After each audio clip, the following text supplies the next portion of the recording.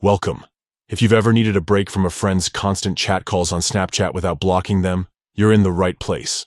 Today, I'll show you how to mute a friend's chat calls for 24 hours using the latest Snapchat update. Let's get started. First, open up your Snapchat app. Once you're on the main camera screen, look to the top left corner and tap your Bitmoji or profile icon. This will take you straight to your profile page.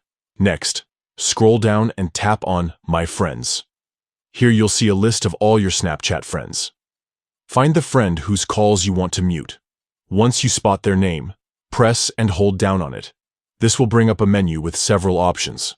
Now, look at the top of the screen for 3 dots and give them a tap. From the drop-down menu, select Chat and Notification Settings. This is where you can manage how you get notified from this friend. In the next menu, tap on Notification Settings. Here, you'll see a few toggles for different types of notifications. Look for the option labeled Mute Calls. Toggle this switch on.